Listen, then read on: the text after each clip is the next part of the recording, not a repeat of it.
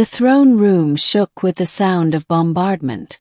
The crystalline walls of the Xylarian palace, once thought unbreakable, now pulsed with fractures as enemy artillery ripped through the city outside. Queen Serathis stood tall before her throne, her silver carapace gleaming faintly in the shattered light of the stained glass domes. Around her, her elite guard, 8 towering insectoid warriors bred from the finest genes of her people, shifted uneasily, their antennae twitching with dread. The war had lasted 3 years. 3 years of attrition, of constant sieges, of her empire slowly reduced to ashes under the relentless march of the Threx dominion. She had hoped that today, her guard, her sworn protectors, would stand beside her as the enemy breached the gates. But as the shrieks of Threx war beasts echoed closer, she saw the faltering in their compound eyes. And then the unthinkable. The palace doors rattled. A concussive blast sent shards of crystal cascading. The enemy had breached the inner sanctum.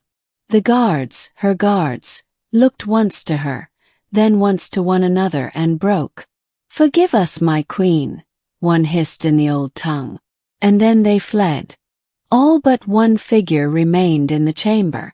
Not insectoid. Not Xylarian. A man clad in dented composite armor.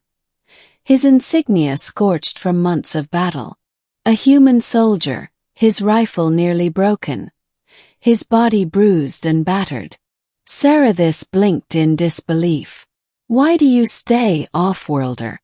Even my own blood-born guardians abandon me." Private Daniel Reeve adjusted the rifle strap on his shoulder and cracked a grin through bloodied lips. "Well, your majesty, I wasn't raised to run." The beginning. Daniel had not been meant to be here at all. A human mercenary drafted into the Xylarian cause after Earth signed a defense pact. He had been assigned as little more than a liaison, one among thousands of human auxiliaries supporting the alien empire. The war had thrown him into battle after battle, but by chance and perhaps fate, he had been transferred to the Queen's capital guard just weeks before the siege. The Xylarians did not trust him at first. To them, humans were strange, soft-skinned mammals that bled easily, that lacked chitin armor or venomous fangs, that had no natural defenses except wit and stubbornness. But Serathis had seen in him something different. His persistence, his refusal to bow when many others did. He carried scars as if they were medals. When the siege began, Daniel stayed close to the Queen's command chamber. He watched as city districts fell one by one. He listened to Serathis argue with her generals, demanding loyalty, demanding sacrifice, even as morale faltered. He could see the weight pressing down on her carapaced shoulders. She was more than a monarch. She was a symbol, and symbols could not break. But as the days bled into nights, her forces dwindled. Supplies ran out. And finally, the enemy reached the palace. Now, when her own guards scattered like frightened insects, Daniel's instincts surged. He knew the stories of queens slain, of empires toppled. He saw her standing proud, refusing to kneel even as death approached. Something inside him, the same stubborn streak that had carried humans through centuries of war and survival, snapped into action. The middle. The Threx soldiers stormed into the throne room. Hulking reptilian brutes clad in jagged armor, their weapons glowing with plasma charges, their war cries echoing like thunder. Behind them lumbered a siege beast, a 4-legged monstrosity with armored scales and jaws that could crush tanks. Serathis raised her scepter, defiant. "I am Serathis, Queen of Xylaria.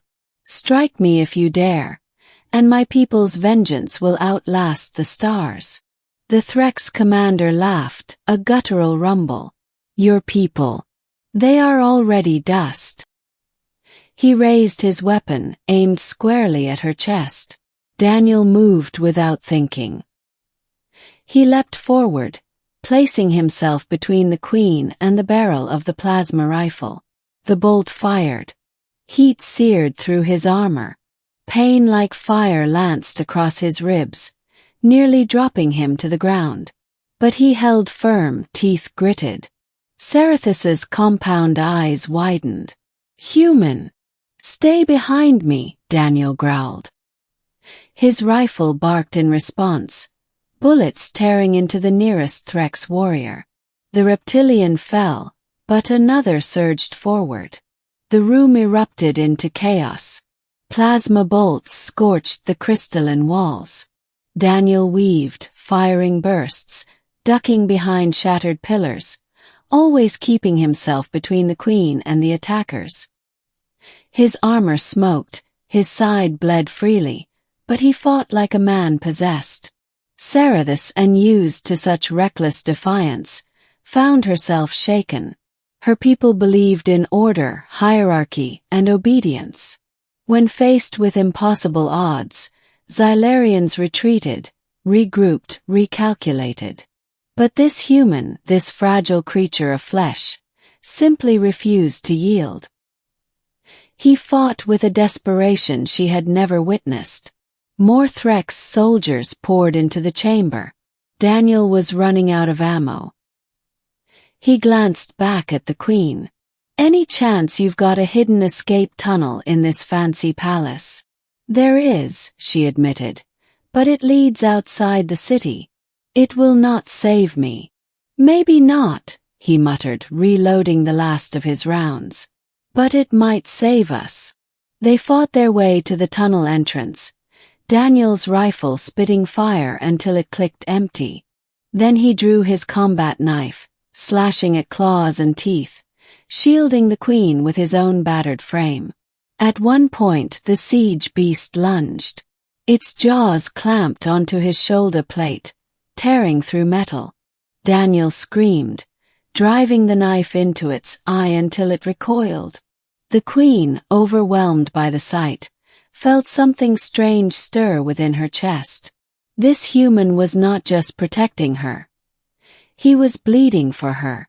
Together they reached the hidden passage. Daniel shoved her inside, then collapsed against the wall, breathing raggedly. "Why?" Cerethus asked, her voice trembling. "You are not my subject. You owe me no loyalty. Why risk everything?" Daniel looked up at her, sweat and blood dripping into his eyes. "Because somebody has to. You stand for your people. If you fall, they fall. And if I'm the only one left to stop that, then I'll damn well try." For the first time in cycles, Cerethus felt her resolve shake, not from despair, but from something new. Respect. The ending. They fled into the ruins beyond the palace. Daniel grew weaker with each step, his wounds grave. Yet he pressed on, guiding her through rubble, shielding her from patrols. At night, he insisted she rest while he stood guard, even when his body screamed for sleep. The queen found herself watching him more closely. Humans, she realized, were not armored like her kind, nor bred for obedience like her guards. And yet this man embodied something her empire had long forgotten: courage unbound by calculation.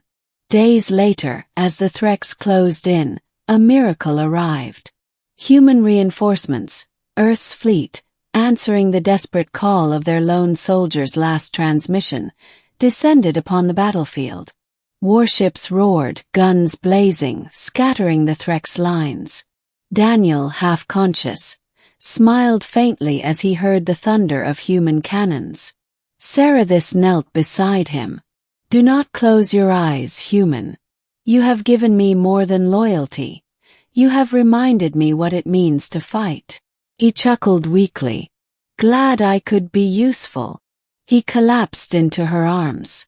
When the humans secured the capital, they found an alien queen cradling a battered soldier, refusing to let him go.